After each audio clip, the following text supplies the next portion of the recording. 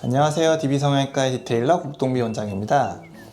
이번 영상에서는 쌍꺼풀 수술을 주로 처음 하시는 분들에 있어서 몇 미리 높이의 쌍꺼풀을 잡을 것이냐, 이거에 대해서 이제 굉장히 궁금해 하시는 분들이 많은데요.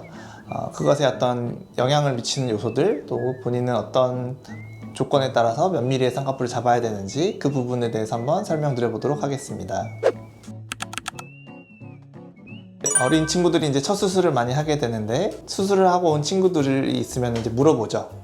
너는 쌍꺼풀을 몇 미리에 잡았니? 쌍꺼풀이 보이는 정도 또는 결과가 이제 나올 텐데, 이제 주로 이제 예쁘게 잘 결과가 나온 경우에 자기도 이제 그렇게 하려고 몇 미리에다 쌍꺼풀 잡으면 이렇게 예쁘게 나오느냐, 뭐 이제 그런 의도에서 질문을 하게 되겠죠. 그래서 예를 들어서 어떤 친구가 나는 9mm 했어. 그랬는데 이렇게 예쁘게 적당한 두께의 쌍꺼풀이 나와서 수술이 잘 됐어. 그걸 기억하셨다가 이제 오셔서 나도 9mm 해달라, 그렇게 이제 요구를 하시는 분들이 계세요. 근데 그거는 좀 맞지 않는 얘기죠. 왜냐하면 다른 사람이니까. 왜 그러면 다른 사람에서는 똑같은 9mm의 쌍꺼풀을 잡았을 때 결과가 다르게 나오느냐, 이거를 이제 이해를 하셔야 본인에게 맞는 쌍꺼풀 높이를 정하실 수가 있을 텐데, 그것에 영향을 미치는 요소는 눈이 얼마나 돌출되어 있느냐, 두 번째로는 피부 상태, 그러니까 피부가 얼마나 이제 두껍냐 얇느냐, 그것도 중요하고, 아무래도 얇은 사람은 이 나이에 따라서 피부가 얼마나 처져 있느냐, 그거에 따라서도 다르게 되겠고, 세 번째로 눈 뜨는 힘, 편하게 떴을 때 여기 있느냐 여기 있느냐는 또 쌍꺼풀 폭에 달라지는 그런 어떤 효과를 주기 때문에, 크게 이렇게 세 가지 정도 요소가 쌍꺼풀 결과 폭을 나타내는 데 있어서 영향을 미친다 라고 보시면 되겠어요. 이 돌출된 양은 눈이 좀 개구리처럼 이렇게 크게 튀어나오신 분들에 있어서는 똑같은 높이의 쌍꺼풀을 했을 때 결과가 더 높게 나오게 돼 있어요.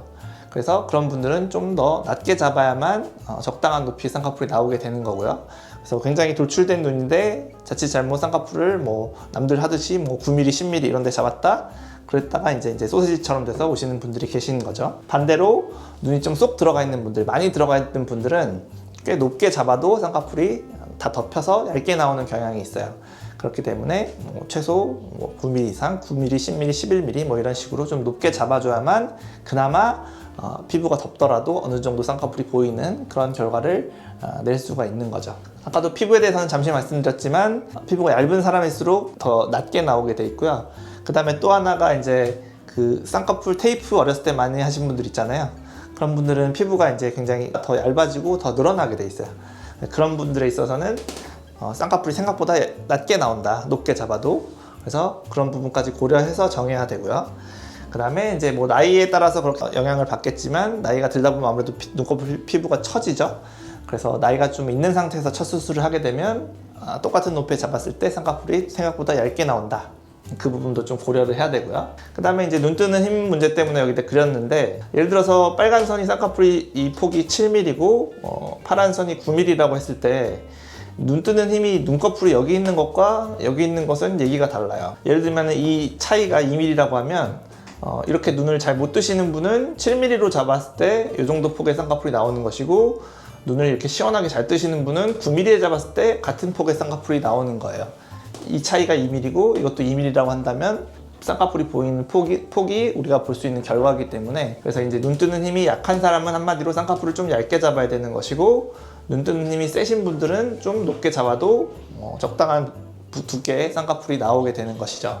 결론은 사람마다 다르기 때문에 이런 것까지 고려해서 부지 같은 걸로 눈에 이렇게 대서 갖다 대서 7mm도 보여드리고 9mm도 보여드리고 8mm, 10mm 다 보여드리고, 자기가 거울로 봤을 때 가장 예쁜 쌍꺼풀, 가장 되고 싶은 쌍꺼풀 높이가 이제 보일 때 이제 그 높이로 해달라고 하시면 되는 거죠. 우리가 수술은 피부를 폈을 때 이제 정하는 거거든요. 펴서 이제 디자인을 하고 그 높이의 쌍꺼풀을 잡아주는 건데, 이렇게 피부를 폈을 때 이제 결국에는 이 빨간 선 높이, 여기 눈꺼풀에서부터 어디다가 쌍꺼풀을 잡을 것이냐, 이제 이거를 가지고 쌍꺼풀 수술을 하게 되는데, 쌍꺼풀이라는 것은 펴져 있으면 쌍꺼풀이 아니고 위에서 피부가 어느 정도 덮어줘야만 쌍꺼풀이 될 수가 있는 것이고, 주름인 거니까 결국에 이 앞에 있는 피부의 상태, 이런 피부가 얼마나 늘어져 있느냐, 얼마나 얇느냐, 이런 부분에 의해서 얼마나 가려지느냐가 또 결정되기 때문에, 그거에 의해서 결국에는 우리가 보는 결과는 이 파란 높이 정도의 쌍꺼풀이다. 그래서 그걸 기준으로 정하시면 된다. 솔직히 말하면 이제 상담 때는 정확히는 할 수가 없어요. 왜냐하면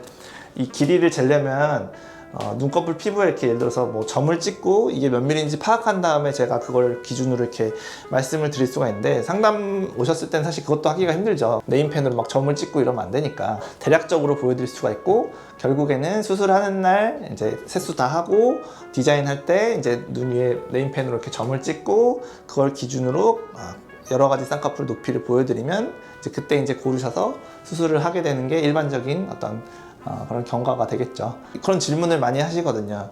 나는 쌍꺼풀을 몇 미리 해야 되냐, 또는 내 친구는 9mm 했는데 나도 그렇게 해달라. 이거는 좀 전제 조건 자체가 잘못됐다는 얘기인 거죠. 그래서 이런 부분 때문에 그렇다는 걸 이해하시면 이제 본인에게 맞는 쌍꺼풀은 본인이 찾는 수밖에 없다, 이렇게 생각하시면 될 것 같고요. 그래서 디자인하는 과정에서 수술을 하는 집도의와 서로 이제 거울을 보면서 서로 결과를 공유하면서 정하게 된다, 이렇게 생각하시면 될 것 같습니다.